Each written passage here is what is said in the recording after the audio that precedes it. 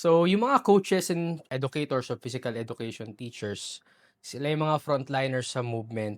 Sila yung unang nilalapitan ng mga tao kapag gusto nilang paturo ng skill or matutong magbuhat, lalo na pag gusto nila mag-gym.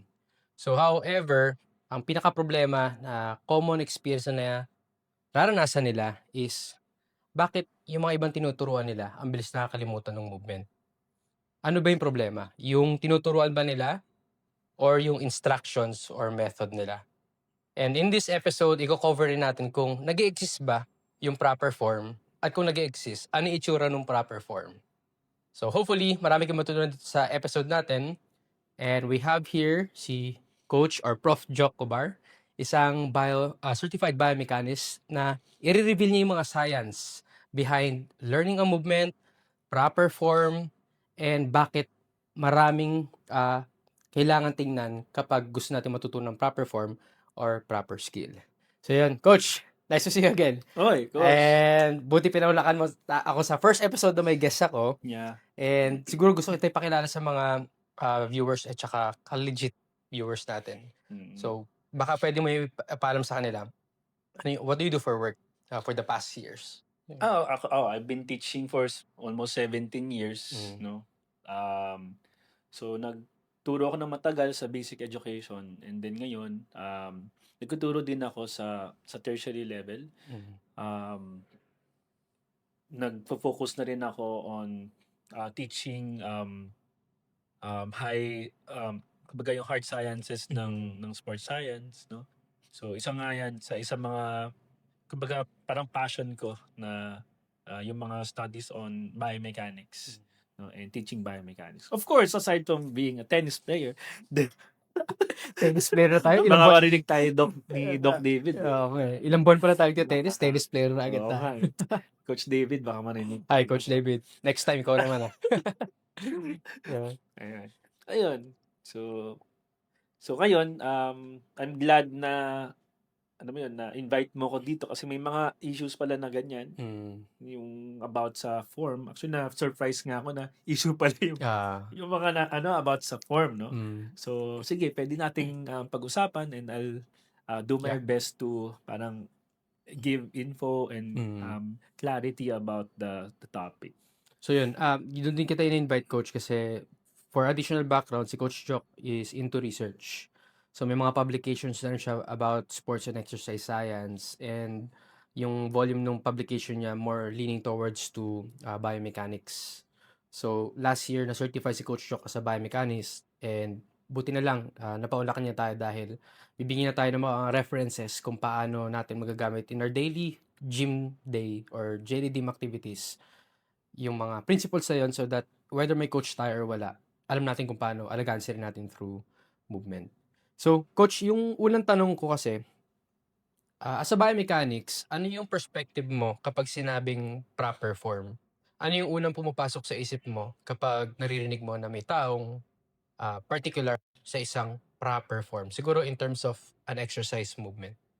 Okay, in terms of movement, no? Lagi natin tatandaan, form is very specific. Okay, so parang ka rin nagtuturo ng sport, no? So kung kung ikaw ay coach ng for example, basketball, hindi ka pwedeng maging coach ng volleyball.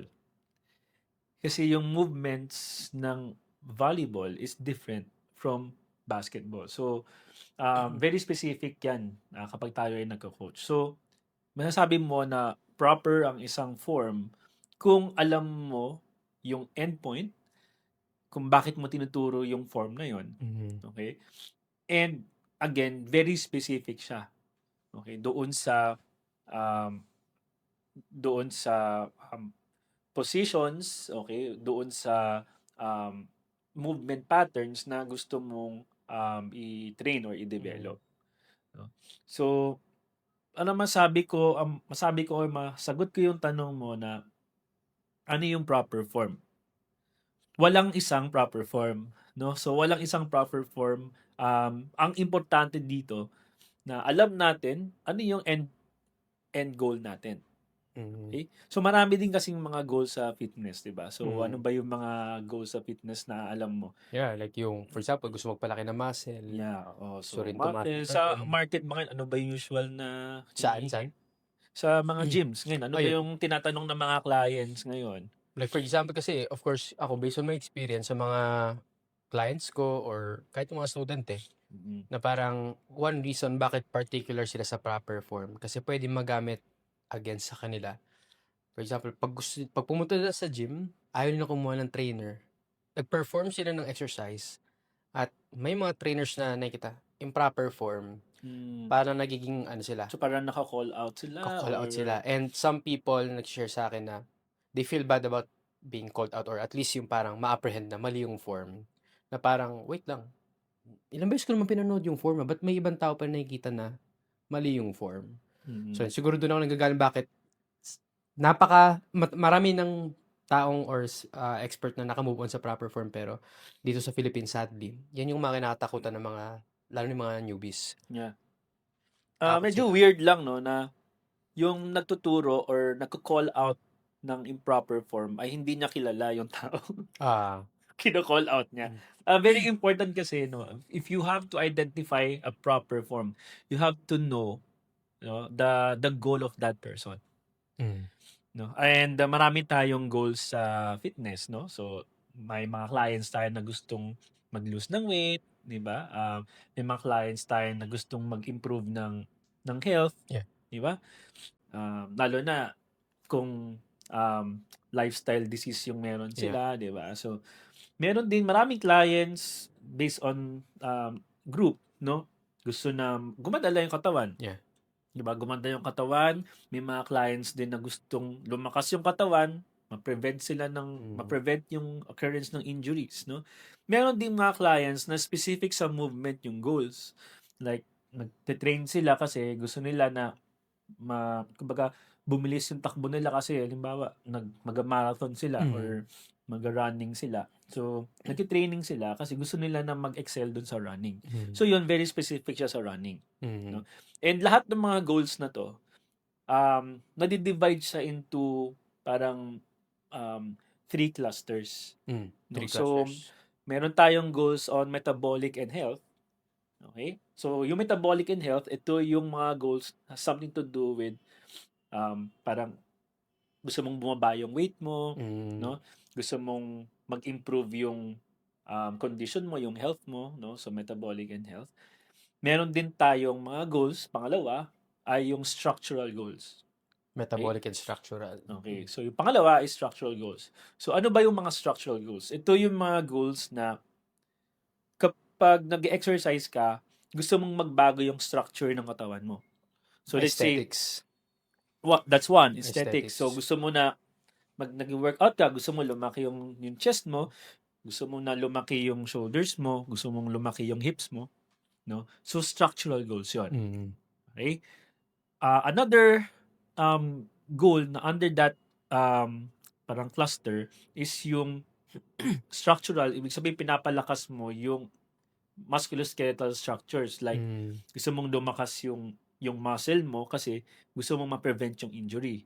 Gusto mong lumakas nagwo-workout ka kasi gusto mong lumakas yung mga joints mo, yung mga mm, connective tissues mo. So, mm, under yon ng structural goals. okey, Okay? So, the third cluster would be the functional goals. functional. So, yung functional goals has something to do with the body expecting to do or perform something. So, for example, you want to, um, be good in basketball, no? So, merong dinidemand sa katawan na ma-perform mo yung movements ng basketball. So, Mm, dapat makapag-layup ka, dribble ka, hmm, okay? So, nag-e-exercise ka para doon sa goal na yon. So, yung goal mo na yon ay functional. So, hindi rin mm, naman siya specific sa sports, no?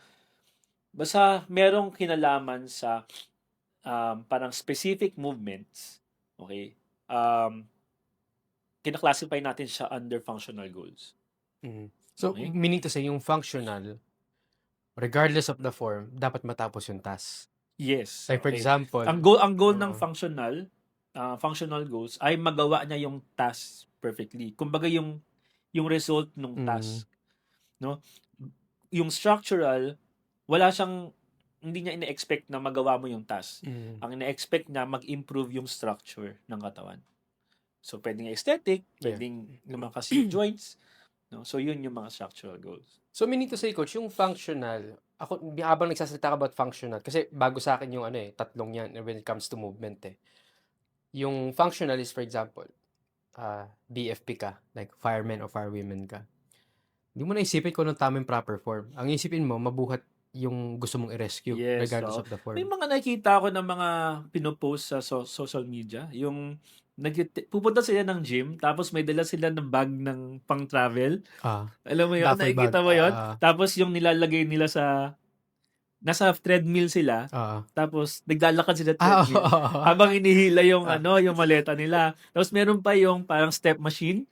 Stairmaster. So, andun sila sa step machine, bumababa na parang nasa escalator. Tapos sila sabi nila, I'm training for my travel. Yun Okay. mga functional goals. So, Functional, parang meron kang kumbaga nag-gym ka, nag-train ka for something na activity na gagawin mo in the future. So, yun yung functional. So, pag gumagawa ka ng functional skill or movement, normal pala na dun sa mga taong very, very OC sa skill, na ma-agitate sila pag nakita nilang gumawa ka ng functional movement. Oo. Kasi, minsan kasi nasanay tayo na merong isang form sa isang machine. Diba? Or merong isang form sa mga dumbbells na ginagawa natin, no? Kapag ganun kasi medyo nakakahon ka eh. So parang ang nangyayari, yung result no exercise mo, hindi mo natutumbok kung ano yung tamang result na gusto mo. And I think that's the problem din, no? Hindi lang naman sa mga fitness trainers. Minsan yung mga clients na dapat din ini-inform ng mga fitness trainers, hindi talaga nila alam yung gusto nila. No? Parang minsan hindi nila alam yung gusto nila, ang ano lang sa kanila, kung ano yung nakikita nila sa social media, gusto lang nilang gawin, no? But hindi nila alam talaga kung ano yung gusto nila at ano yung kailangan ng katawan nila. And I think yung fitness trainers, yun din yung role natin eh. No, na kailangan i-assess nyo sila, ano yung background nila, and dapat sa atin din manggagaling yung tulong na malaman nila kung ano yung gusto at kailangan nila. So, dapat i-probe sila ng i-probe kasi kapag di clear yung goal nila, hindi rin clear yung methods na gagamitin kasi baka puro experiments na. No? So, coach, kung gano'n sa functional, ibig sabihin, pag structural naman aesthetics, that explains or validates yung ibang sinasabi ng tao na, for example, mga bodybuilder. Mukhang pasok yung bodybuilder sa structural if tama ako. Na parang, di naman magaling sumuntok yun eh.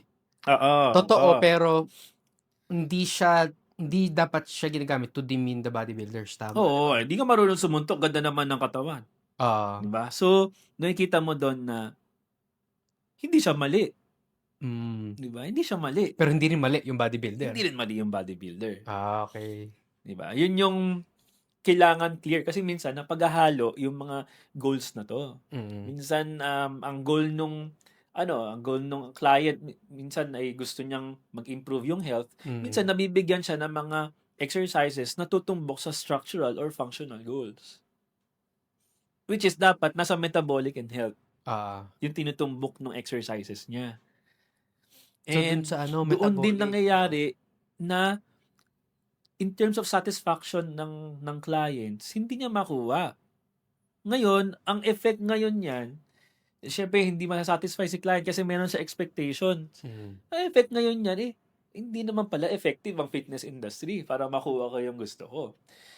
Diba? Kasi nga, hindi nga natin matumbok kung ano ba talaga yung goal. No? And sometimes, yung mga fitness trainers din kasi, no, minsan, may bias sila na goal. Okay. Alam ko yan. Okay? So, may bias sila na goal na, syempre, nag-work na maganda sa kanila, hindi rin natin masisi yung urge nila na gusto kong ma-experience to ng client ko. So, minsan, nasi-share nila kung ano yung nagawa nila for their specific goal. Na hindi align sa kung ano yung goal ni client. Yes, hindi necessarily align sa goal ni client, pero dahil may experience siya na maganda sa goal na yon, gusto niya na ma-experience din yung client niya. Which is, parang Okay din, pero I think dapat focus tayo kung sa ano yung gusto ng client. Pero okay lang na magpabida as long as ang binibida mo ay yung goal ng client. Oo, tama. Oo. So, ako, alam ko yung goal mo, gusto mo na mag-improve yung health mo, alam ko na metabolic and health yung goal mo. Mm. Alam ko kung paano pupunta dyan. Mm. So, parang ganyan. No? So, pwede ka magpabida kung ganon. Mm. Okay? Pero wag mong ibibida. Well, I know maganda naging experience mo. Wag mong masyadong ibida yung experience mo. Experience mo. Unahin mo muna yung goal ni client and then siguro add on yun Mm. na halimbawa na achieve mo na yung goal niya sa metabolic and health. Bumaba na yung weight niya, yung mga tawag dito, yung mga values niya sa mga lab test Health gumanda markers. na. Oo. And then maybe siguro Pag-introduce ka influence na. mo siya Oo. dun sa mga structural goals na gusto mo na nag-work sa'yo. Mm. Pero una mong gagawin is ma-achieve muna yung health niya, yung gusto niyang parang ma-achieve sa level talaga ng client. sa level. No? Kasi yun yung minsan na-miss din ng mga trainers. No? And hindi natin masisi kasi nga ang gusto lang naman nila ma-experience din ng clients nila yung na-experience nila na maganda. Mm. Okay? Na pleasurable. Mm. No? So which is not all the time that's the best choice to do. Yes. Not the best choice to do first. First. To do first. So gawin mo muna yung niya, yung goal niya, and then add on, 'di ba? Tayo naman mga fitness trainers, yan yung natin na nag-over nag-over service tayo, 'di ba? And yun yung gusto natin na ipakita sa clients natin as parang the way to thank them. Yeah. No? Tayo na ang tawag doon, parang nag-over service ka. Over-deliver. Over-deliver ka. Oo. Gusto So mo yun, ibigay talaga yung mga paibigay. pwede ka mag-over-deliver doon na kasi part na ng passion mo yun eh. Di ba? Gusto mo i-share sa kanila.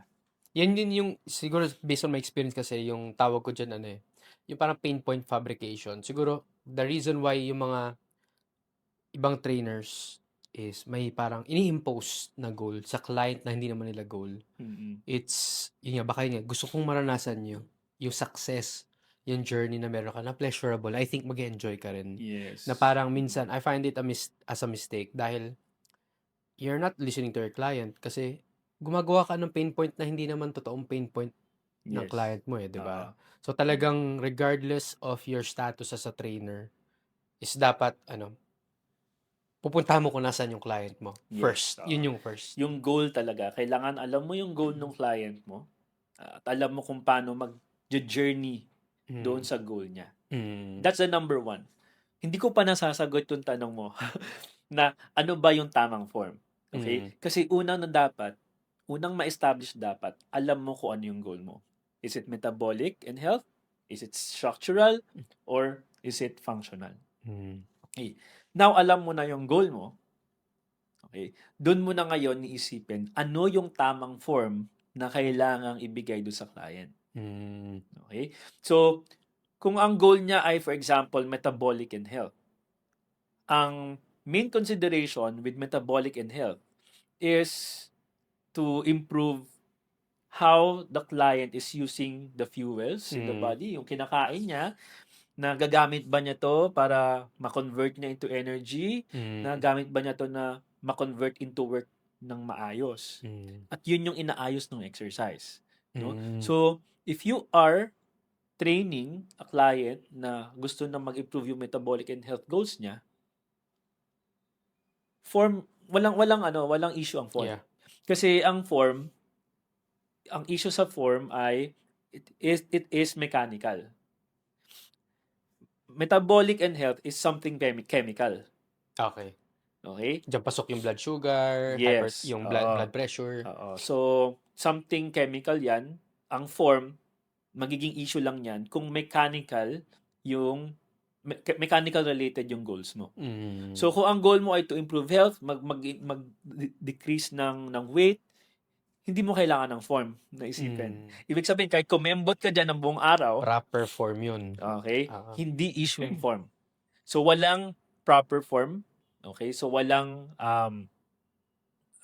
tawag ito, wala kang dapat i-impose na form. Ang kailangan mo lang gawin ay gawing varied yung activity para hindi naman na-overuse yung isang movement. Ah, Okay? Pero ano yung tamang form? Walang tamang form when we deal with metabolic metabolic and and health. health goals. No? Mm. Magkakaroon ng issue, okay, kapag mechanical na yung nature ng goal mo. Mm. So, maa-apply ito doon sa mga structural Mm. and sa mga functional. Functional. Okay? So, structural, so ang gusto mo ay mag-improve yung structure ng katawan.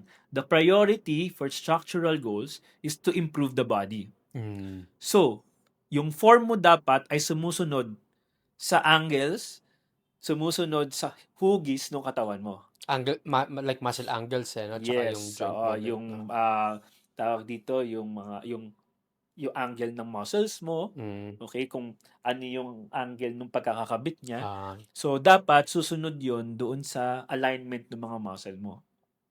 Okay? So yun yung ano sa structural goals. Okay, kasi ang priority mo, yung form mo dapat ay align doon sa galaw ng katawan. Yung natural na galaw ng katawan. mm. Like Okay? base sa height niya or Base structure sa ng height buto niya, niya? yes. Okay. Oo. So, actually, isang maliit na bagay pa nga yung form eh. Yung sukat ng mga machines, okay, malaki din yung ano Environment, niyan. Oo, environment malaki din. din yung effect niyan. Sige. Kapag mali yung sukat ng machine mo, ibig sabihin, hindi ka pasok, no? Hindi ka na-shoot sa ano mo. Paano Yung gagawin? angle nung galaw ng muscle mo, hindi rin proper. Pagkalakalawang yung machine, no? Paano mo gagawin? Ay, oo. Pero yun mismo kasi, marami kasi tayong machines na gawa sa ibang bansa. So, yung configuration ng mga machines na yon minsan sinusunod sa sukat ng halimbawa Western. Western, Oo. oo nga. So, doon pa lang meron na siyang effect doon sa sa exercise result nung athlete mo eh. Lalo na so lalo ka pang kunyari trainer ka or isang client, lalo ka dapat na-enlighten ngayon na hindi ka basta-basta dapat i-judge kasi for example, ako fitness coach. Wait lang. Gamit niya machine is from manufactured outside Asia. Yeah. Tas maliit siya. Proper form. Sasabihin ko na ba agad na like Yeah. ignorance siya sa form? Yun nga Hindi, baka dapat tulungan ko yung ayusin yung machine, di ba? Yeah, may kasabihan nga tayo, don't judge the book by its cover. Mas mas malalim pa doon, yung book na ginajudge mo, chapter 2 yun. Dapat nabasa mo muna yung chapter 1 bago mo siya i-judge. No, so kailangan basahin mo muna yung buong libro. Dapat kilala mo yung athlete, kilala mo yung client, yung individual, bago mo i-judge kung mali ba talaga yung ginagawa niya. Ano ba yung naging journey niya? Ginudge mo siya sa chapter 2 niya, kailangan nabasa mo yung chapter 1 niya. Tama. Diba? So, doon pa lang may problem na eh. No, hindi mo pa nga alam kung anong specific goal, di ba? So, so yun. So dapat alam. So, kung structural, dapat susunod talaga siya doon sa sukat ng katawan. Okay? Yung galaw ng muscles niya. Okay? So, ang priority ay yung sukat ng katawan. Yun yung center, no? Oo, yun yung center Reference kapag talaga. structural. Kapag functional, ang priority mo dito, hindi yung katawan. Okay? Ang priority mo for functional ay yung sukat nung galaw na kailangan niyang gawin. So, like example, coach. So, halimbawa, kapag maliit ka, tapos gusto mo na mag-excel sa basketball, di ba, minsan ang shoot mo ng bola ay pataas. Kasi, diba? Kasi may mabablock ka eh. Di ba? So, sasabihin mo ba, tapos na shoot. Halimbawa, ganun yung ang tira mo. Palubo talaga. Palubo. Lagi na shoot. Mali ba yun? Masasabi mo ba na mali yun? Isa pa, ganito ka tumira ng free throw. Pailalim. Lagi na shoot. Mali ba yun? Mali ba yung form? Lagi na shoot eh. So, sasabihin ba na mali ka? Naka 40 points siya per game. Sa ganung form. Oo. So, paano mo sasabihin na mali siya? Or kunyari sa, parang for example, weightlifting. Medyo yung squat niya, yumuyuko. Record holder siya. Mali siya? Oo, di ba? Diba? Kasi kung ang goal niya ay functional, kung ang goal niya ay mag-improve doon sa sport na Sa yon, sport na yun. hindi mali yung form na yon. Mm. Okay? Pero paano siya nagiging mali? Kapag tinignan mo siya na structural. Mm. Kasi ang goals natin na functional at structural, continuum yan. Habang gumaganda yung form mo for functional, pumapangit naman siya sa structural. Also, talagang evidence-based yung coach na there's a tendencies na mangyari talaga yun, no? Na Na, para, for example, if you're too focused on structural, may mako-compromise something sa functional. yes, so, Tas baliktad. ganun talaga yon. Kaya, Ah, ang sport, hindi siya dapat ginagawang exercise. okay. Yun yung sinasabi ni Prof. Wisdom eh. If you want to live a healthy and long life, don't do sports. Kasi yung sports is very functional. Yeah. If you want to live a healthy life, dapat Whether structure structural and yung metabolic. ginagawa mo. Sports is highly functional. Mm. So, ang sports, sinisira niya yung katawan mo.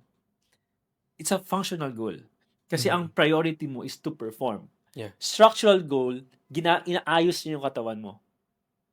Kasi ang goal mo is to improve your body. Body structure. Body structure. Functional is improve your performance. So yung coach, yung structural is like naka-ankla din siya sa the basic anatomy features mo. Yes. Paano oo. gumalaw yung siko mo, yung hips mo, based sa kung ano yung binigay sa'yo ni Lord na structure. Oo.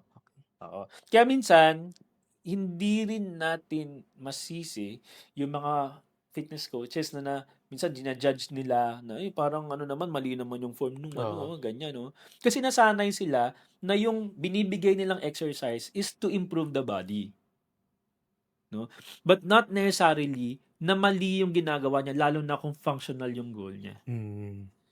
No? So makikita mo, concern lang din naman sila, no? Na kaya nila pero wag na lang nila i-judge, no? Yeah. Pero concern na lang din sila na may mali, na alam mo na masisira yung katawan, no? Sasabihin na Expand mali. ka na. Pero hindi ibig sabihin na mali yung form kasi may mga exercise goals or training goals na talagang sisirain mo yung katawan mo, which is functional goals. So, which is yung mga athletes no? Kaya siguro, di ba, parang isipin mo, no? Kung, pag pinag-usapan lahat ng trabaho, typical trabador ka, yung iba, pag office, 60 years old, retirement. Or 50 years old, pinagpaplano na yung retirement. Kasi, sedentary. Unlike yung sport, yung mga athlete, 30 years old, pinag-iisipan na yung retirement. So, that explains also bakit yung twilight ng career nila is maikli compared sa isang typical na empleyado din naman na nagtatrabaho. It's because worn out, overuse. Sabi mo, coach, nasisira yung katawan nila Sa sports. sa sports nila. Okay. Kaya, siguro, ito na rin, itong platform mo na to, na magandang way to na makita ng public na, yes, sports is good, no? Kasi, syempre, ang sports naman, meron siyang parang social, rin, may social benefits din siya, kumbaga meron din siyang yung grit na de-develop mo, di ba? And other values, no? But in terms of caring the body, no? Yung sports talaga it's very... not the best tool. Oo it's damaging, actually. Kaya ka nga nagtitrain for sports kasi you want to lessen the damage. That's the goal why you train for sports. At yun yung makikita mo, yung mga PBA players, di ba? Yung mga PBA players, ano yung ginagawa nila? Nagpapalaki sila ng katawan. Bakit sila nagpapalaki ng katawan? Kailangan ba malaki ang katawan mo para shoot? Hindi. Hindi naman kailangan eh. Makaka-shoot ka pa rin kahit na maliit yung katawan mo. Pero bakit sila nagpapalaki ng katawan? Kasi alam nila yung career nila is damaging sa katawan nila. Yung pagpapalaki nila ng katawan is not for them to perform. Yung pagpapalaki ng katawan nila is for them to be protected from the damages of their career. Lalo na sa PBA, maraming sikuhan dyan, maraming saktanan dyan, na hindi naman basketball. So, kailangan nilang i-protect yung katawan nila. Sobrang na-strike ako doon ko siya sinabi mo na kaya ka nagtitrain, like specifically, for example, strength training for the sports is to lessen the damage. Na magiging resilient ka, di ba? Na parang ako, I was saddened about that fact na marami kasi yung nakausap na bata, lalo nung may mga students ko na, may mga coaches silang pinagbabawalan pa rin silang pagbuhatin. Delikado daw kasi. Whether sports nga, sinasabi, 'Pag nakita ko kayo nagbuhat, tatanggalin ko kayo sa team. Mm. Meron naman ng mga clients na kapag nag-i-story sila sa Facebook or IG na nagbubuhat ng weights, hindi regular clients na naman 'to, na sinabihan pa siya na, "Alam mo kung magbubuhat ka ng weights, kababae mong tao, sana pinanganak ka na ng lalaki." Na parang tingin nila kasi delikado yung weights o yung training, strength training.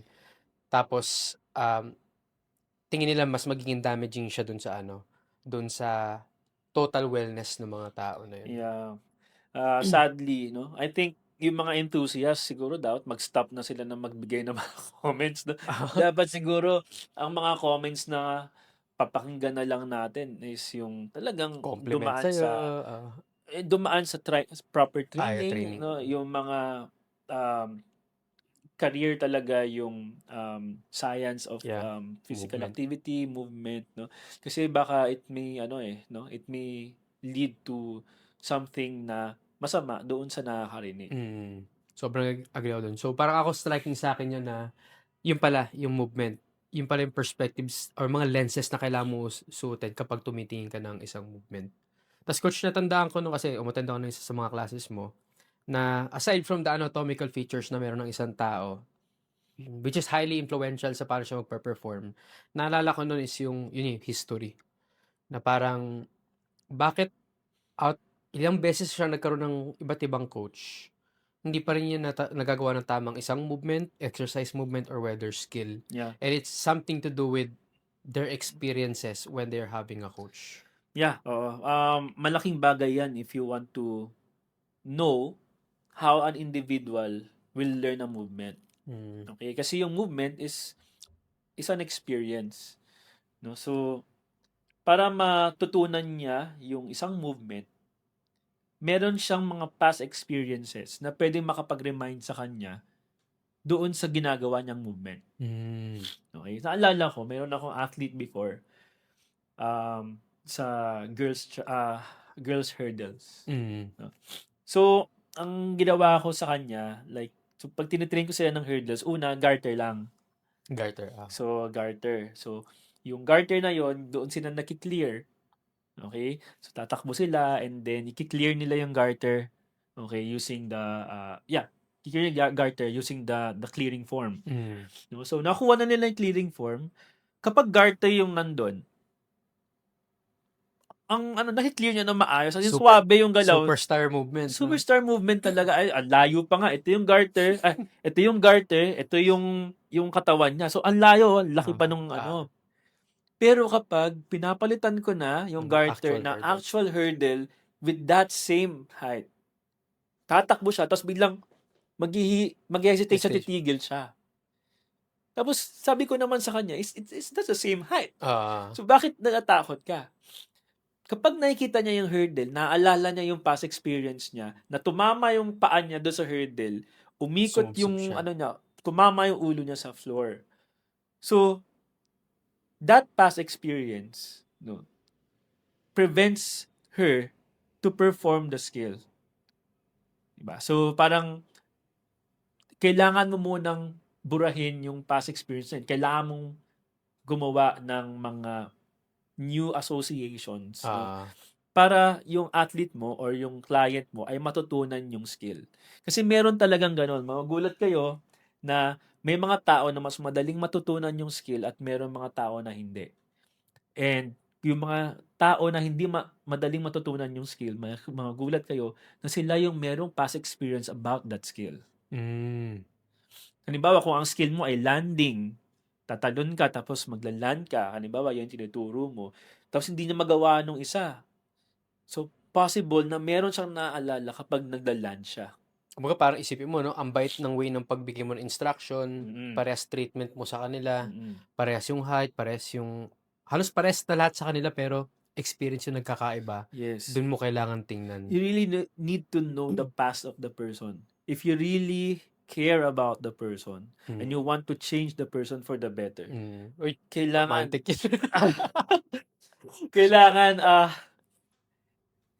kailangan alam mo yung past niya. And yung doon ka dapat manggagaling. Kasi yung possible na yung past niya may mga triggers yon, no, na kailangan mong burahin. And matututunan lang na yung movement kung wala na yung triggers na yun. So, Maging less visible yung mga triggers yes, na yun. oo. Kaya nga yung mga, 'di ba, sinasabi nila, yung mga tawag dito, yung mga inexperienced, sila yung mas madaling matuto. Mm, Halimbawa, kung bago sa akin yung tennis, ang bilis. mas mabilis akong matuto, 'di ba? Meron din naman, halimbawa, ako kasi table tennis ako, Mm, no? So ngayon, pag nag-tennis ako, minsan yung movement ng table tennis, na ano ko, na a-apply ko doon sa mm, mga palo ko, no? So hindi ko natututunan talaga yung proper form ng tennis kasi meron akong past experience na nagte-table tennis ako, nakamukha ng movement. mm. Kaya nasabi 'no parang, ba't fini-flick mo yung wrist mo, 'di ba? Oo, 'di ba? Relax ka Hmm, lang, relax. hmm, Kasi sa table tennis mabilis eh. ah, So, mas mabigat yung implement. So, hindi ka makakapag-relax, 'di ba? ah, So, parang gano'n, hindi no? nagma-match So, yung meron akong past experience na unlike you, meron akong past experience na magpe-prevent sa akin na matututunan ko ng mabilisan yung skill. skill, Sa exercise perspective naman, for example, kunyari client kayo na nagtataka kayo bakit never niyo makuha yung tamang squat, isipin niyo like, nakailang coach ka na, 3. Tapos, "Let's go, let's go, let's go, let's go!"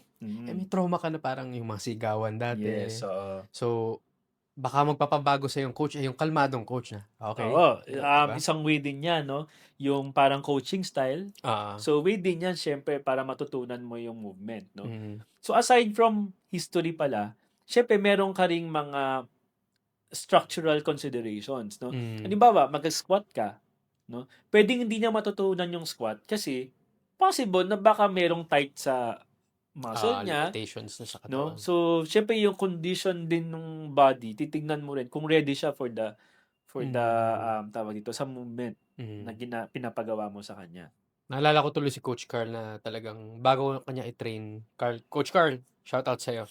I-invite kita next dito, Ay, oo. Kasi talagang bago niya bigyan ng Yung mahilig sa black coffee 'yan, 'di ba?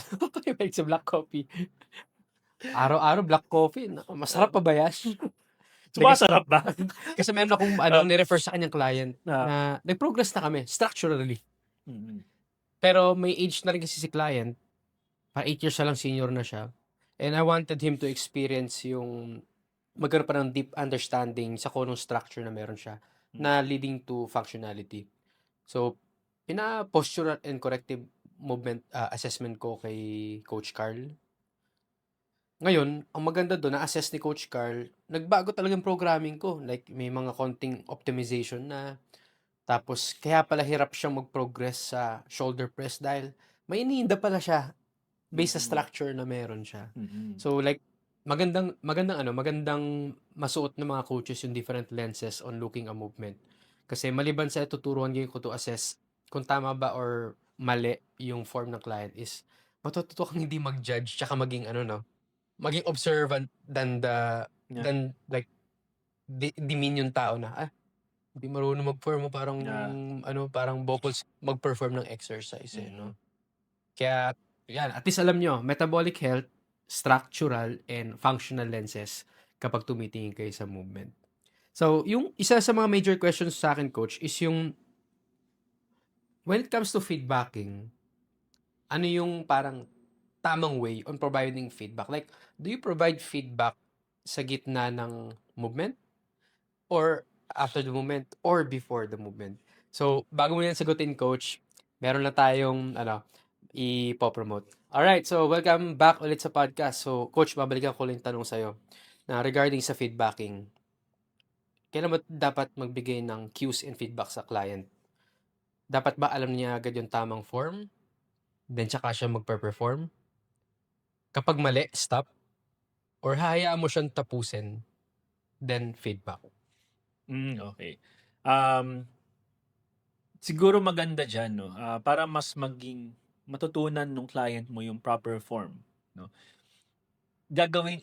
parang gagawin mong derivatives yung Mm. movement 'no. So ano ba yung parang derivatives 'no, Derivatives. ika-cut mo yung movements into segments. Breakdown ng So movements. breakdown mo siya. So naka-sequence yun 'no, so parang first sequence, second, third, fourth 'no. Mm. So kapag nagtuturo ka ng form, maganda siguro na uunahin mo muna yung sequence 1. Hmm. Okay? Kapag okay na yung sequence na ipapatong mo sa sequence 2. Okay? And then, pag okay na yung sequence 2, patong mo sequence 3. Okay na yung sequence 1, 2, 3, patong mo si 4. So, I Tama ba think yung that's term the na way, ah, that's the good way to parang teach a skill. In terms of feedbacking, hanggat may nakita ka ng mali, sabihin mo na. correct ng correct. Mhm. Do'n sa So, breakdown ko siya sinasabi siguro to interrupt you, parang is the term top up, yung top up the skill. 'Pag tapos ka na dito, idugtong mo yung next segment of skill, yes, tina-top up mo siya, oo. ta's biglang perform as one single unit na siya 'no? Yes, oo. Puwedeng gano'n yung, Mm. way mo. Or puwede rin na, turo mo si sequence 1, Mm. then turo mo si sequence 2, then turo mo si sequence 1, 2, then turo mo si Dugtong-dugtong. sequence 3, then turo mo sequence 1, 2, 3. Parang sayaw lang, Oo, Oh, so, parang sa'yo ano, lang. nag-intermission tayo 4 minutes mo lang 4 minutes ka lang nag-rehearse kabisado mo na yung sayaw. Napakaganda nun. Talagang, marami talagang nakagusto nung performance na yun, ano? 4 minutes lang 'no, Oo. kami ilang araw kami nag-practice ikaw 4 minutes lang. Ayun. Kasi importante din na kapag nagtuturo ka ng skill, dapat fresh yung feeling nung structures, no? Mm. Kasi ang muscles naman kasi hindi naman parang robot yan na turo mo yung skill, no? Mm. Pag nag-perform siya, the first trial niya, iba na yung condition ng muscle niya doon sa second trial, Hmm. no? So, minsan, yung fatigue is a factor of parang deteriorating skill. Hmm. So, dapat kapag nagtuturo tayo ng skill, kung gusto natin na maging perfect yung skill acquisition, kailangan less yung fatigue or as Hmm. much as possible fresh yung condition nung body. Kung theoretically and by the book coach, ibig sabihin, ako siguro from my point of view, kung ganun pala matuto ng skill na mas mabilis, I can tell na maraming coaches na mali yung methods nila. Like, for example, may mga kilalang coaches na gusto mong turuan ng ganitong specific skill, ayaw mo naman bigyan ng tubig, ayaw mo naman Mm. bigyan ng time na habulin man yung hininga niya. So Mm. would you say na that's one of the mistakes of the coaches? Bakit ang tagal mag-progress ng mga clients nila or athletes nila sa kanila? It's because maybe they're trying to hit two birds in one stone na dapat tig-isa muna. Yeah. O kasi ang isang physical performance kasi meron yang tinatawag na neurological and merong metabolic, no? So Mm. parang when I say metabolic, yung kailangan yung chemicals ng katawan niya ay ready for the activity. Neurological, yung brain niya is ready to perform, ready to parang um, command the body to perform the physical activity. Mm. No? Kapag skill kasi yung gusto mo mag-improve, kailangan ang focus mo ay yung neurological learning or neurological side, no? Dapat para ma-rule out mo yung factors ng fatigue, Mm. dapat fresh yung katawan, no? Yung metabolic, Mm. no? Ngayon nangyayari kasi siguro una, yun nga hindi marami din, even may mga coaches pa rin, marami na hindi alam yung difference nung metabolic goals, structural and functional. Kaya minsan napaghahalo nila, Mm. no? So pangalawa, may mga coaches din kasi na they coach the way they learn the sport, no? So siguro dahil nung panahon nila ganun yung Yeah. tinuturo sa kanila and naging okay sila. Yeah, okay sila. Yung word ito So na. ito lang yung ano ko ito lang yung pinanguhugutan ko. Dito lang ako sigurado na magiging okay ka. Mm. Nung binagawa sa akin ng coach ko dati na pinatakbo ako kahit pagod na pagod ako, Mm. naging okay ako. Ah. Wala akong ibang way na alam. Mm. Kaya ito yung gusto ko, kaya ko ma-offer sa'yo. So Mm. siguro ganun yung ganun yung siguro Pinanggalingan nila ano. behind, yung yung behind nung ganung ways ng mga coaches Mm. no, na minsan napaghahalo nila, no. Mm. Pero na alam natin na pwede tayo maging ideal, di ba? Ah, Kung pwede lang na fresh lagi, di mm, ba? Di fresh yung katawan pag tinuro yung skill. Practical side, marami din mga factors, mm, di ba? Minsan, ganito lang yung time mo for training, no? Wala kayong magandang equipment, mm, wala kayong support, and minsan, hindi nagiging ideal yung situation. Kaya, mm, hindi rin natin masisi yung mga coaches, oo, no? Na ganun sila magbigay ng mga instructions, no? mm, Kumbaga, may past din kasi yung mga coaches na kung yung past nila, yun yung pinanggagalingan nila on how they train you. mm, No? So, natuto ako dito, gumaling ako dito, ito yung kaya kong i-offer sa'yo. mm. Tsaka, for sure, regardless ng pinanggalingan nila, may ebidensya sila nag-work. Like for example, kung may 100 taong dumaan sa kanila, Yeah. baka tiningnan nila yung 20 taong nag-benefit from them. That's Yes, why and siguro ini-embrace nila ganong method, which is okay lang naman, hindi naman mali. oo. Kumbaga And different meron talaga context lang, silang oo. basis bakit Oo, yun may yung basis 'di ba? pinagagawa Oo. nila. Siguro ang kailangang i-improve doon, yung kung meron silang experiment, nagawang experiment, no? Or meron silang parang background bakit yun yung ano nila. Siyempre, minsan incidental yung mga situations na dumadating, 'di ba? So ito yung nasubukan ko eh. Hmm, So ito yung i-offer ko sa hmm. Nag-try din ako ng iba. Nag-explore ba?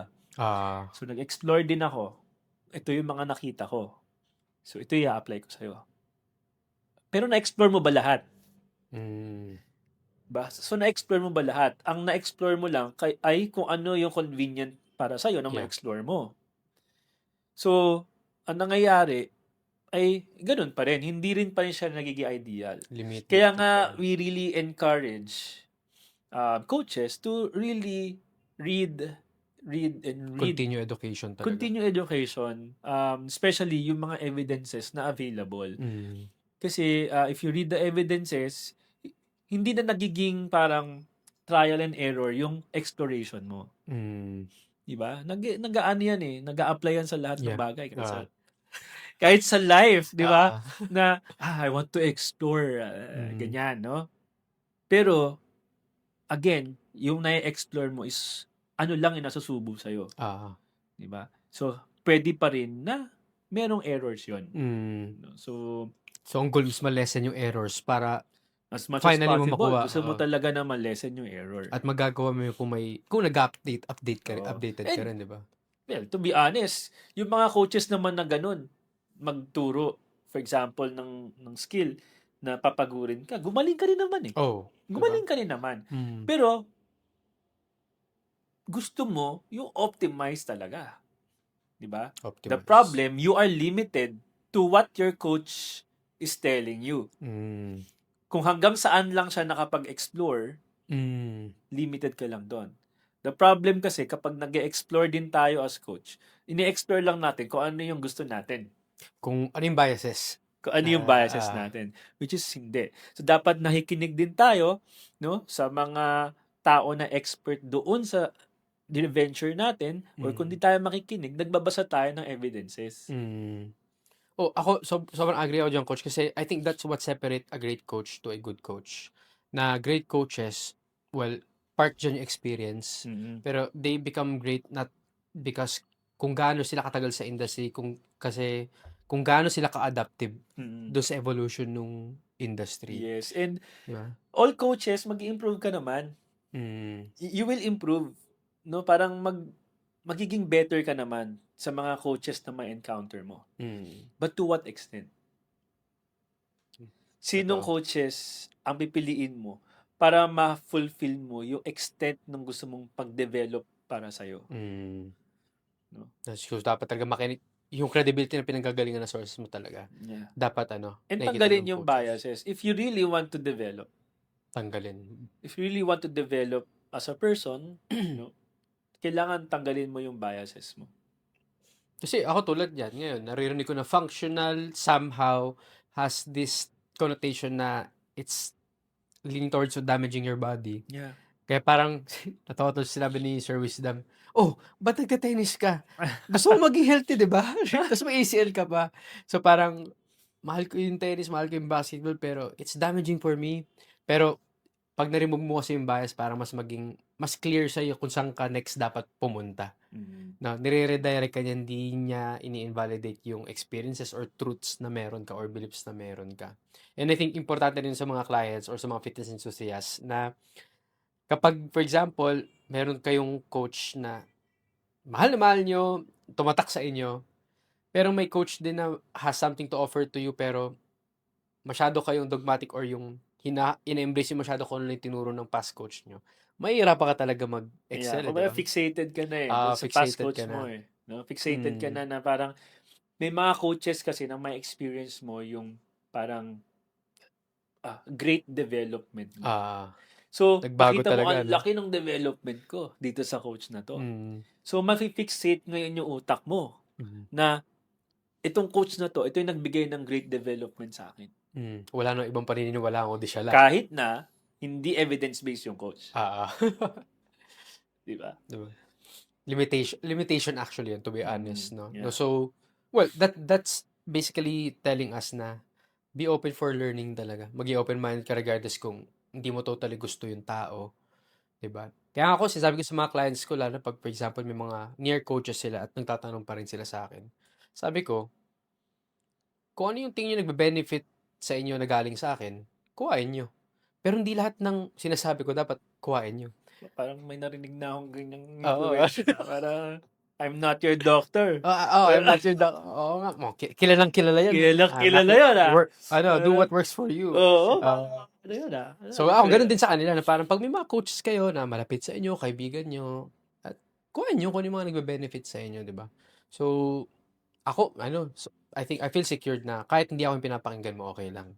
Kasi ako, hindi lang naman isang tao yung pinapakinggan ko, 'di ba? So, it's really important to be open-minded para bumulis yung proseso. For example, sa skill nga, 'di ba, dapat open-minded ka rin, bine-break mo yung barrier ng I fear, mean, 'di yung ba? sinasabi mo nga yan, okey yan na I mean, you have this master's degree, you have this certification, pero naiisip mo pa rin yung pagkukulang mo, and Hmm. that's good. 'Di ba, Hmm. parang dapat gano'n tayo as a trainer, Hmm. na parang you're okay. I mean, you are Di mo parang alam. formally trained, pero naiisip mo pa rin na hindi, meron ka pang makukuha sa iba, Ah. 'no? So, I think dapat gano'n yung culture natin, 'no, Hmm. as trainers. Kaya nga gano'n din tayo coach, 'di ba, sa Ateneo, sa PE na, Ikaw dito, di ko alam yan, eh." Hindi tayo takot sabihin na ano, hindi natin Mm. alam. So, I think yeah, that's I think the most important thing is yung be open-minded kahit kung gusto mo talagang matuto ng mabilis, whether isang bagay, isang skill, isang kung ano man 'yan, talagang dapat binubuksan mo yung sarili mo, eh, 'di ba? Tas coach ito, yung isa sa mga major question ko, if ever na lahat ng principle mabura, ano yung wini-wish mo na isang principle pagdating sa movement or sa biomechanics na i-advice mo sa tao na lahat mawala na, 'wag niyo lang makalimutan 'tong isang bagay na 'to? Sa biomechanics? Or whether sa perspective Ah, ng coach or ng client, oo. well, biomechanics is highly quantitative. So, makikita mo talaga, iba-iba talaga lahat ng tao. Hmm. Iba-iba yung sukat nila, iba-iba yung parang fingerprint ng galaw nila, Hmm. 'no? So, siguro yung principle ng individuality, so very Principle of individuality. sobrang lakas niya sa biomechanics, na kahit sobrang magkamukha na sila sa mata mo, 'pag pinasok mo yan sa, let's say sa motion, software, makikita mo may pagkakaiba sila. So, makikita mo talaga na ang lakas ng individuality. Bawat athlete or client, talagang dapat customize yung binibigay mo sa kanila. Hmm. Na kapag hindi sumakto sa kanila yung pinapagawa mo, then it really can lead to something bad, no? Well, meron pa ring mga benefits, pero you really want to parang minimize the parang bad Hmm. effects, no? And you really need to parang design the training for that client. Hmm. yu Coach, diyan pumapasok yung ano 'no, yung risk and rewards Yes, oo. na it can benefit you, but it can damage you more versus it can benefit you more and damage you less. Yes, Minsan dun oo. nanggagaling yung decision making natin, eh, 'no, 'di ba? So, Yes. parang puwede siyang ihalo sa metabolic and health, functional, structural. Next is it, does it give more rewards Mm. or more risk? Then dun puwede manggaling yung decision making natin. Actually, ang mas mahirap nga yung, um, 'pag pumipili ka ng dalawang option na parehong may magandang Ah, rewards. so baka pumapasok yung effect size dun, Ay, oo, effect oo. size So, na yun yung ano mo, yun yung pinakamahirap na decision. dalawang tao mahal Kasi mo 'no?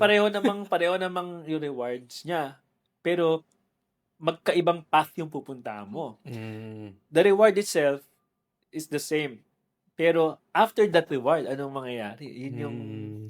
isa sa mga, kumbaga, discernment talaga yan, yung gagawin mong yan. Tapos minsan yung best decision pa is opposed sa kung ano yung nakasanayan mo, belief mo. Kunyari kung fitness coach ka, ano, na parang, "Kailangan ko talaga gawin 'to, hindi ko naman 'to Mm. ginagawa dati." Pero Mm. that's the best for the client dahil nga principle of individuality. Kailangan ibigay mo, hindi mo ipagdamot Oo. sa kanya yun, eh, 'di ba? Tapos meron ding mga rewards na ang laki-laki, as in sobrang laki, na obvious na yun ang pipiliin mo. Oo. But after that, magi-lead pala siya to something bad. Hmm, Halimbawa, nagki-train ka, sabi natin, functional goals, sports, it will parang damage your body, hmm, 'di ba?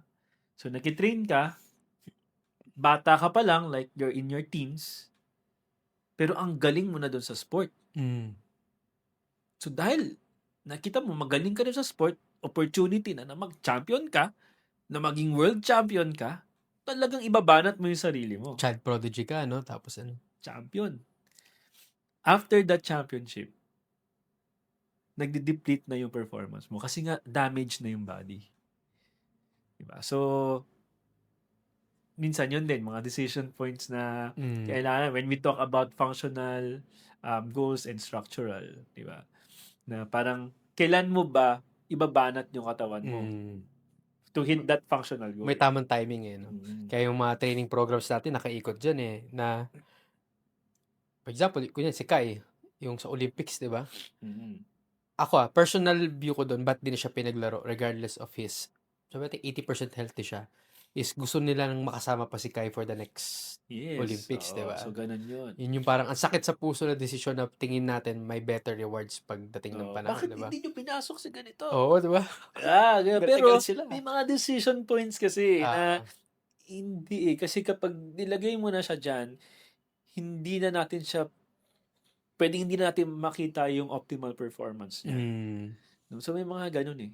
Sa exercise perspective naman parang, "Coach, bakit marunong naman mag-full squat, pero ayaw mo pagawa sa'kin, week 3 Oo. pa lang, previously trained, Mm. 2 taon yatang tumigil mag-train." Mm. So, kapag pinagawa yung full squat agad na high load, ano sa tingin mong mangyayari sa tao?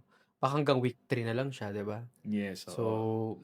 mga gano'n. So, yun yung mga deciding factors sa coach na dapat tingnan natin for us to make our clients ano, garnered more benefits. At kaya kung fitness enthusiast tayo, hindi puwedeng bakbak lang ng bakbak na talagang Mm. load management din dahil we're after longevity regardless kung metabolic health, structural or functional, it's about intentions tsaka yung yung hindi tayo robot sabi ni Coach Jok. Mm. Hindi tayo robot na basta command natin to perform this way, makakuha natin yung benefits 100%.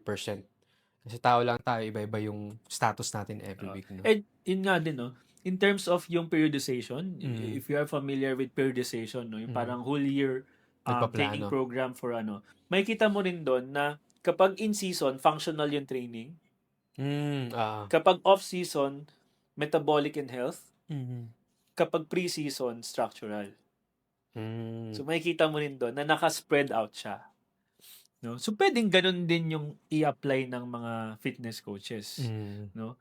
Ang kailangan lang i-explain siguro sa athlete or sa client na ito yung gagawin natin kasi ito yung goal natin for this month, hmm. no? And then pag successful tayo dito, pwede tayong mag-shift sa other goals. Hindi natin dapat pinaghahalo. Ah, Mm. So, it takes patience talaga, 'di ba? Na Mm. parang magtitimpi ka talaga And na systematic. systematic, 'di ba? Systematic. Magtitimpi ka talaga na, "Ba't ganito lang yung movement na pinapagawa sa'kin ng coach ko?" Maghintay ka, Oo. maghintay ka, pine-prepare ka for something big. Hindi lahat Mm. ng alas nilalabas agad ng mga coaches, kung Mm. matalino talaga yung coaches, 'di ba? Parang may mga expectations kasi, eh, like bakit yan yung pinapagawa na halimbawa structural yung training method, Hmm, structural goal yung gustong magawa. Pero may mga expectations sila, dapat functional kasi basketball player yan, oo, eh, dapat ganito yung ginagawa niya. Hindi, it's not yet that right time. naayon sa panahon, eh, Kailangan ready muna yung structures niya bago mo siya gawing functional. gawing functional. Oo, yun. Nakakuha niyo yung mga takeaways, mga ka-legit, So, 'pag nagpo-program kayo, whether for sports or for just general fitness, dapat pinaplano niyo na maayos at saka intentional yung yung binibigay ninyo. Oo. Siguro kung sa Wala, industry, masyado tayong seryoso, oo nga, yung mga ka-legit natin, eh. oo, mga kolokoy din yung mga yun, eh. Baka masyadong seryoso at malalim yung pinag-uusapan Oo, natin. baka umiiyak na kayo, Siguro Oo. coach ito, yung second to the last question, worst advice na tingin mo very common sa field of practice mo as someone who studies movement? Worst advice ng isang coach or, Siguro worst advice na sinusundan ng lahat, whether coach or as a general population worst individual. worst Tingin mo? advice? Yung worst advice kasi yung mga nakikita ko is yung advice nila ay based on their parang preference. Mm. Okay. So lagi tayong center natin ay yung client, Mm. no? Parang yun yung lagi kong nakikita, eh, na yung advice nila ay based on their biases. Mm. So parang siguro yun yung iwasan natin. Yung mga extreme science-based lifters, no, na parang sa sobrang obsessed nila sa kung ano sinasabi nung data, lalo yung mga laboratorical data, Mm. is tingin nila yun din dapat ang gawin in the real world practice, Oo. no? Kasi siguro pleasurable talaga yung experience sa kanila. Ah, And dahil pleasurable yung experience sa kanila, they think na yun yung pleasurable din sa iba, mm.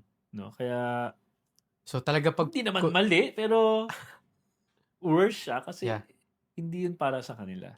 So talagang kapag fitness coach that empathic ka Oo. na wait, it's not always about me. It's about Mm. kung sino yung taong nag-ask ng Mm. tulong from me.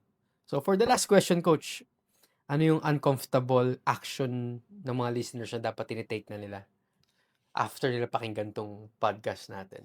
Uncomfortable what? Uncomfortable pero high reward, parang ganun. Parang dapat matagal ko ng ginagawa, pero uncomfortable akong gawin, pero yun pala yung magbibigay ng breakthrough sa kanila. Hindi, makinig kayo kay coach. Yun yung Coach, kaya kita in-invite dito para iba naman yung pakinggan nila. kinig kayo, eh. Baka uncomfortable nga yung iba dyan, pero dapat pakinig kayo. Kaya ako yun yung point ng podcast, parang hindi lang ako yung pakinggan kasi of course I had a lot of people who I look up to rin, kasama ka na doon. Kaya talagang kayo mga in-invite ko dito kasi di naman pwede ako na nagsasalita, di ba? For example, may ma-invite tayo na someone who's really knowledgeable sa PCOS. Sino ba naman ako to discuss PCOS deeply, 'di ba? Na magre-resonate sa mga highly affected, which is talagang babae lang, 'di ba? So, yeah. Pero ikaw, like coach, ano yung parang merong magiging takeaway siguro yung mga listeners natin from the podcast, siguro ano yung wag na wag nilang makakalimutan when it comes to movement or learning a skill, learning a movement or training for movement? Okay. Well, lahat ng individuals siguro is different. And for you to understand the difference of each, you really have to know them, no? So you really have to know their past. Okay, ano yung mga past experience nila? And for you to better treat any client or any athlete, okay, you have to really need to understand their past. So siguro yun. Siguro yun na yung best way na masasabi ko na wag nilang makalimutan in terms of biomechanics. Okay? Kasi biomechanics is really not, well, it's highly quantitative, pero makikita mo na malaki yung effect nung psychology, sa galaw ng tao, and yung mga past experiences niya. Tas kunyari kung wala kang coach 'no, fitness enthusiast ka lang, take time to reflect din on your past din kung ba't hirap na hirap ako gawin 'to 'no. Kumbaga Mm. self-awareness on bakit hirap kang ma-acquire ng isang skill Mm. at baka kailangan mong tumingin ulit muna sa past mo so that you can know paano ka magbe-breakthrough kasi yun nga sabi mo malaking bagay yung how you think, 'di ba? Okay, so bago matapos yung podcast, gusto ko lang muna i-promote yung Stats PH na isa Uy, sa mga tumutulong sa akin uh, to create more value through this podcast. Eh, suit ko siya ngayon and nakipag-collab ako sa kanila. Ito parang yung brand ko. Kilala mo kilala ko yung... yung Stats PH na. So, hello kay Edrin at saka kay Joycey. Si Uy, si Joycey, Joycey. estudyante ni Coach Ah, Jock at saka naging parang thesis advice si ko sa... Joycey, parang mas close tayo pero bakit para si Coach Jayo may shirt, Joycey Yeah, actually, pwede kayong magpa-customize sa kanila with your desired design. Tapos, magandang quality nila na shirt kasi locally competitive sila and they're really designing their sportswears based on movement and based on sport. So, isa sila sa providers ng mga known universities ng mga Yan. jerseys. So, Nakikita ko yan, 'di ba? si Stats PH. So, Joyce, hintayin mo lalapit si Coach Jock sa'yo. Kailangan ba ako pa yung lumapit, Joyce? Magiging guest ko si Joyce one time dito kasi Coach Ah, Joyce is also a mobility coach. So, okay. marami Okay, tayong okay. mapupulot from her. Mm. And yeah, abangan nyo lang yung episode na yun. Pero malalaman nyo lang at di nyo lang mamimiss out yung episode na yun if one, nakasubscribe na kayo sa YouTube ko or sa podcast ko, yung Keep It Legit with Jack Podcast. Ngayon pa lang, bago kayo umalis, subscribe na kayo. You can also follow Coach Jock kasi Coach Jock is really into research. So, ma-update kayo sa mga recent publications niya. For example, meron kaming recent publication na, uy, awardan pala tayo sa... Oo. So, Magkukoten tayo ba ako doon? kailangan Content. Yeah, so he's Sana into meron research. na akong Stats PH na Yun isusuot suot. mo, no? Sana. Oh, Joyce, naririnig mo, ha? Coach, baka may gusto kayo promote or what, or gusto nang i-shout out. Gusto ko lang i-promote yung sarili ko na naglalaro ako ng tennis. Meron bang coach na pwede mag-sponsor ng training? Ang Oo, gastos, eh. gastos pa lang yung tennis na yan. Ang magastos yung pagkain, hindi yung Yung tennis. pagkain after. Oo. Kasi nakakagutom, eh, no? Nakakaguto. Pero okay naman. Good experience. Pleasurable. Ayan. Tapos, ito pa pala, please, we also talk about, we shed light more on the best practices and setting the best standards for fitness coaches. Sinashoutout din namin yung National Personal Training Academy Philippines. Oh, yeah. So, partner namin sila from Canada and they are the international partners of National Academy of Sports Medicine. And they really want to partner with us to bring more education sa mga Filipinos to raise the standards by number one, being very, very well educated, very skilled, magaling sa communication at hindi lang locally competitive pero pag nilabas tayo sa Philippines, kaya natin mapagsabayan sa mga iba pang countries na into fitness profession din. Yeah. And they So, produce good trainers, trainers. oo. Going Magandang out of the curriculum nila. country. Magandang curriculum nila. We are actually certified NASAM through them. Marami kami projects with them. Coach Jock will be one of the educators in the future once na na-establish namin yung programs for the Philippines. So again, National Personal Training Academy PH. Sa Instagram, npta.ph. So follow nyo sila. Baka magkaroon pa ng mga further seminars and workshops na kami yung magpa-facilitate and hopefully ma-meet namin kayo doon. So, you will be hearing Coach Jock talking in the perspective ng biomechanics at saka performance enhancement specialty sa mga strength conditioning. So, baka si Coach Jock isa sa mga maging educators doon. Baka may gusto ko pa sabihin, Coach. Wala na. Oh, meron din naman ako IG, no? Pero baka iba na yung mga makita nila doon. Oo. Baka kumbaga parang mga twice. Baka iba yung mga Yung fanboying mo. Mga fanboying mo. yung mga personal stuff ko doon. Yeah. Joko Bar. IG. Maliban sa research, marami siyang mga kaharutan like mo twice. Kung gusto nyo na medyo seryoso, yung research gate. Pero kung gusto nyo na kalokohan yung sa IG. Yeah. So yun lang, again, wag niyo kalimutan mag-subscribe. If ever marami kang natutunan dito, siguro a simple screenshot, tapos tag niyo kami sa stories niyo. And in that way, to be honest, sa ganyan pa niyo kami matutulungan dahil sino ba naman kami para sponsoran, no? So, eto, Oo. sariling bulsa lang natin 'to. Oo nga So, in that naman, way baka makahanap tayo ng mga taong maging supportive sa kung anong gusto natin gawin sa fitness space dito sa Philippines. oo, and ginagawa naman natin 'to is really for, Yeah, sa mga mm, yung mga talagang curious at gustong matuto yeah, talaga ng mga legit na ano, na na mga fitness, bagay about fitness. regardless kung may mag-sponsor o wala hangga't kaya magtuloy, itutuloy namin 'to. So, yun lang guys, keep it legit and see you sa next episode.